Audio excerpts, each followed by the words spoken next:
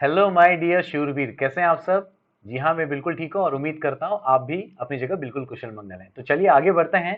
Law of torts में अब हम देखेंगे remedies in torts, I mean legal remedies in torts. Sir, legal remedy से याद आ रहा है हमने कुछ कवर किया था कि लीगल रेमेडी जो है कॉमन लॉ के बेस पर रहेगा, which is uncodified law. That means action for unliquidated damages, means which is not predefined damages, उस पर एक्शन लिया जाएगा, मीन्स मॉनिटरी कंपनसेशन मिलेगा। जी हाँ, लेकिन आपको याद हो तो मैंने कहा था monetary compensation generally. Are you getting? तो चलिए ज्यादा समय ना यहां पर बर्बाद करते हुए आगे बढ़ते हैं, तो समझ में आएगा exactly legal remedy in tort में क्या है। चलिए, यहां पर एक स्टार्टअप है। If something belongs to you has been taken away from you. Sir, सामने वाले की हिम्मत कैसी हो रही है? जो मेरा है वो मेरा है, बाजू वाले का भी मेरा है। गलत बात। If something belongs to you has been taken away from you by the other person, the court can either ask them to pay you back in money. आपसे जो ले लिया गया है उसके बदले बोला जाएगा, इसके बदले या तो तुम उसको पैसा दे दो, या फिर बोला जाएगा रिटर्न योर बिलोंगिंग्स। जो चीज तुम्हारा है नहीं वो सामने वाले को जिसका है उसे वापस करो, या कुछ और तरीके से भी पनिश कर सकता है। ठीक है कि नहीं? इतनी बात तो समझ में आ गई। इसी कंसेप्ट को कहते हैं लीगल रेमेडी। और इसको अगर प्रॉपर सेंटेंस में फॉर्म करूं तो इसका मतलब होता है when aggrieved person means plaintiff, ठीक है, शिकायतकर्ता, when aggrieved person is taken back to the position, taken back to the position that they were enjoying before their rights were infringed. Means जब उनका राइट इन्फ्रिजेंट नहीं हुआ था तब वो अपने राइट को अच्छे से एंजॉय कर रहे थे, लेकिन अब उनका अधिकार क्या हो गया है? वायलेट हो गया, इन्फ्रिजेंट हो गया, और उसके बाद उसे कंपनसेट किया गया है, means taken back to the position, is called legal remedy. अब लीगल रेमेडी जो है ना, नॉर्मली दो टाइप से है। एक है जुडिशियल रेमेडी, एक है एक्स्ट्रा जुडिशियल रेमेडी। अब बात ये आती है कि सर ये जुडिशियल एक्स्ट्रा जुडिशियल क्या है, वो क्लियर करो। आ जाओ। Judicial remedies is nothing but courts of law provide to an aggrieved party, means solutions कौन प्रोवाइड कर रहा है? Court of law. मीन्स आप कोर्ट में मुकदमा दायर कर रहे हैं और कोर्ट आपको सोल्यूशन दे रहा है, that is called judicial remedy, simple. अब एक्स्ट्रा जुडिशियल क्या है? द इंजर्ड पार्टी या फिर aggrieved party takes the law in their own hand. यहां पर एग्रीव पार्टी नहीं कहूंगा, इंजर्ड पार्टी कहूंगा। जिसे नुकसान पहुंचा है वो कोर्ट में न जाने के बदले वो खुद से ही लॉ अपने हाथ में ले रहा है। सर, हमने तो सुना है कानून अपने हाथ में लेना सही नहीं है। ना ना, ये वैसे कानून है जो अपने हाथ में ले सकते हो। उसे ही कहते हैं एक्स्ट्रा जुडिशियल रेमेडी, इसीलिए तो ये लीगल रेमेडी के अंदर आ रहा है ना। इंटरेस्टिंग। चलो फिर आगे बढ़ते हैं, स्टार्ट करते हैं जुडिशियल रेमेडी के साथ। तैयार रहिए। क्या है जुडिशियल रेमेडीज? अगर आप को प्रॉब्लम हुआ है, डैमेज हुआ है और आप जो है मुकदमा दायर कर रहे हैं, तो फिर कोर्ट डिसाइड करेगा कि आपको इस तरह की रेमेडी मिलनी चाहिए। तो नॉर्मली कोर्ट आपको जो है तीन टाइप में से कोई भी टाइप की रेमेडी दे सकता है। फर्स्ट इज डैमेजेस बेस्ड, या फिर इंजेक्शन, डॉक्टर वाला इंजेक्शन नहीं, या फिर स्पेसिफिक रेस्टिट्यूशन ऑफ प्रॉपर्टी। देखते हैं क्या करके। Damages, it is a primary remedy that called money compensation to the plaintiff for loss suffered. तो क्या मिलेगा आपको? मुआवजा मिलेगा, पैसा। याद आ रहा है मैं जब कहा था, मैंने आपको कहा था कि लीगल रेमेडी मिलती है टॉर्ट में जनरली क्या? मॉनिटरी कंपनसेशन, ये वो है। लेकिन कभी कभी कुछ और भी मिल सकता है, इंजेक्शन। कैसा इंजेक्शन? इंजेक्शन नहीं है, इंजंक्शन है, ठीक है। एंड इक्विटेबल रेमेडी मीन्स बराबर का solution, perform his part of promise by defendant. मतलब इसको सिंपल वे में कह दूं कि भैया इसने अपना प्रॉमिस निभाया, तूने अपना प्रॉमिस नहीं निभाया, चल तू भी अपना प्रॉमिस निभा, तो इक्विटेबल रेमेडी हो जाएगा। मतलब सिंपल है, तूने अपना प्रॉमिस नहीं निभाया, इसके वजह से टॉर्ट आया, चल अपना प्रॉमिस निभा, that's it. To recover loss of plaintiff. या तो फिर क्या होगा? परफॉर्म करने को बोला जाएगा उसके प्रॉमिस को, या फिर उसके बदले क्या बोला जाएगा? ठीक है, तू परफॉर्म नहीं कर सकता, चल पैसे से कंपनसेट कर। या फिर get back, specific restitution of property, means ये थर्ड रेमेडी है। रिस्टोरेशन ऑफ गुड्स बैक, मतलब वापस से गुड्स उसे मिल जाना। To the owner of the goods. बात समझ में आ रही है? एकदम सिंपल है। जुडिशियल रेमेडी में क्या आ रहा है? डैमेजेस आ रहा है, मीन्स मनी कंपनसेशन आ रहा है, इंजंक्शन आ रहा है, अपना प्रॉमिस निभाओ, और या फिर स्पेसिफिक रेस्टिट्यूशन ऑफ प्रॉपर्टी, मतलब तुम्हारा जो गुड्स है वापस तुम्हारे हाथ में आ गया है, ताबे में आ गया है। ठीक है, अब बात आती है एक्स्ट्रा जुडिशियल रेमेडी की, अपने हाथ में कानून लेना लेकिन लीगल वे में। सेल्फ डिफेंस, ये तो बहुत अच्छा कंसेप्ट है, ये ज्यादातर लड़कियों के लिए काफी इस्तेमाल किया जाता है। बोला जाता है ना कि अगर कोई आपको परेशान करता है तो सेल्फ डिफेंस में आपको चीजें आनी चाहिए, कराटे, कुंफू, कुछ तो आना चाहिए जिससे आप जो है सेल्फ डिफेंस कर सके। ठीक है कि नहीं? तो वो जायज है।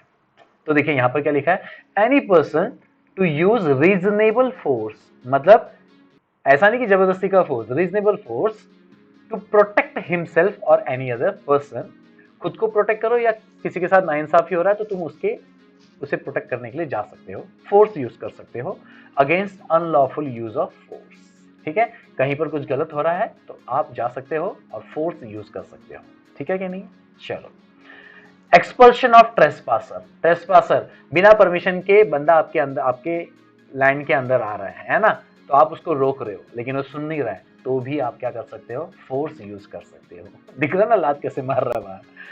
Occupier of land means owner of land, या फिर any person with his authority, या फिर ऑक्यूपायर ने उसको अथॉरिटी दी है कि भैया तेरे को मैंने ये पावर दी। क्या? May use reasonable force to prevent trespassers entering और टू इजेक्ट देम, अंदर आने से रोकना या फिर उसको बाहर निकालना कर सकता है। इतनी सी बात के लिए कोर्ट में जाने की जरूरत नहीं है। सेल्फ डिफेंस तो जरूरी है, कोई आपको परेशान कर रहा है, कोर्ट में जाओगे कि पहले लड़ोगे? हाँ, तो लीगल रेमेडी में आते हैं। ठीक है, चलो, re entry on land means जो आपका है वापस से आपका।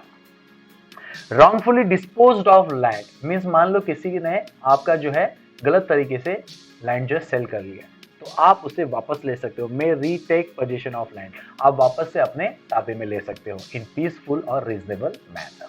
ठीक है, चलो, अभी पीसफुल एंड रीजनेबल मैनर बहुत लंबी बात है, लेकिन इतना तो समझ में आ गया ना कि आपकी चीज आपके पास ही रहेगी, अगर छिन गई है तो आप उसे ले सकते हो बिना कोर्ट में जाकर भी, but in a peaceful way, reasonable manner. Recaption of goods, यहां पर लैंड की बात की है, यहां पर किसकी बात करते हैं? गुड्स की करते हैं।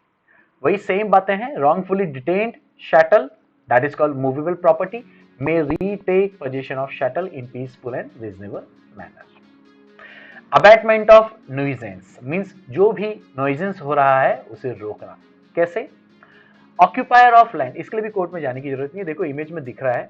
ऑक्यूपायर ऑफ लैंड जिसकी जमीन है, या फिर any person with his authority, या फिर जो बंदा वहां पर है ऑक्यूपायर की अथॉरिटी पे, can remove the object causing नॉइजेंस।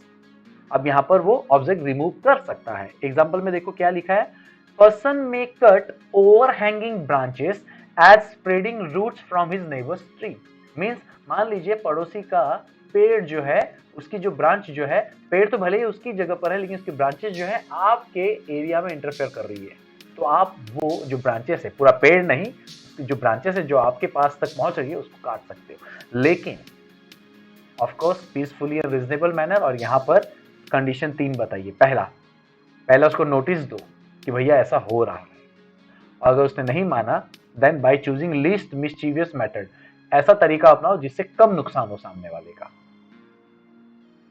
Avoiding unnecessary damage, ताकि फालतू का डैमेजेस ना हो। Is that clear? मतलब उसे नोटिस देना बहुत जरूरी है, अगर आपने नोटिस नहीं दिया और डायरेक्ट काट दिया तो वो उल्टा आप पर टॉर्ट का केस रहेगा। ठीक है, नेक्स्ट है last one, distress damage feasant. Animal से साफ समझ में आ जाना चाहिए। ऑक्यूपायर ऑफ लैंड और any person with his authority में लॉफुली डिटेन या फिर सीज, है ना, कब्जे में ले सकता है, कैद कर सकता है, एनी कैटल और शैटल, कोई भी मूवेबल गुड्स, चाहे वो नॉन लिविंग थिंग हो, और कैटल बोल दिया तो लिविंग थिंग। ठीक है कि नहीं है?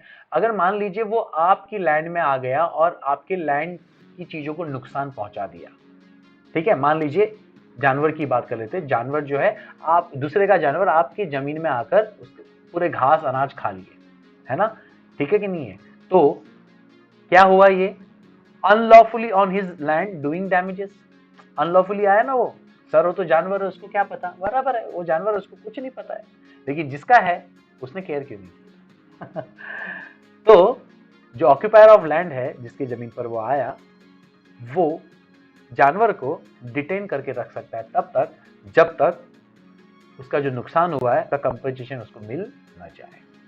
मींस आप अपनी जमीन पर सामने वाले के जानवर को डिटेन करके रख सकते हो। कब? अगर वो जानवर आपके लैंड में आकर कुछ नुकसान पहुंचा रहा है तो भैया जो जानवर का मालिक है उससे पैसा वसूलने के लिए आप डिटेन में रख सकते हो।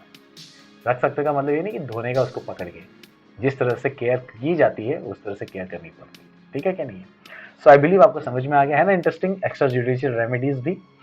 तो चलो नटशेल में सारी चीजों को एक साथ कवर कर लेते हैं फटाफट में।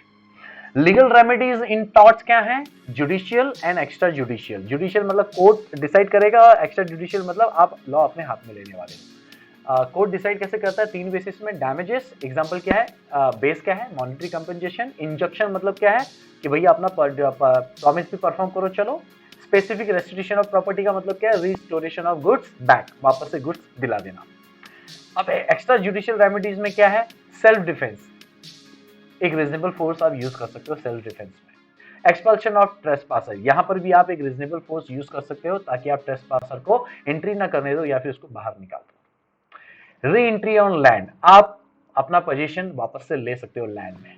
रिकैप्शन ऑफ गुड्स, आप अपना पोजीशन शैटल में, गुड्स में वापस ले सकते हो। अबैटमेंट ऑफ न्यूजेंस, आप आपके एरिया में जो ऑब्जेक्ट आ रहा है, पर्टिकुलर जो ऑब्जेक्ट आ रहा है उसे रिमूव कर सकते हैं, लेकिन 3 कंडीशन को ध्यान में रखकर। नोटिस देना है और कम से कम नुकसान हो ये ध्यान रखना है और अननेसेसरी डैमेज को अवॉइड करना है। डिस्ट्रेस डैमेज फीजेंट मींस अगर आपकी प्रॉपर्टी में कोई जानवर घुस बैठता है और वो नुकसान करता है तो आप कंपनसेशन के लिए उसे तब तक के लिए डिटेन करके रख सकते हो। है ना इजी? वो क्या कब कितना इजी है। तो यहाँ पर लॉ ऑफ टॉर्ट्स समझ में आया कि नहीं आपको? तो चलिए मिलते हैं आगे। तब तक के लिए हौसले बुलंद, कामयाबी तुरंत, because attitude matters but poverty. Thank you.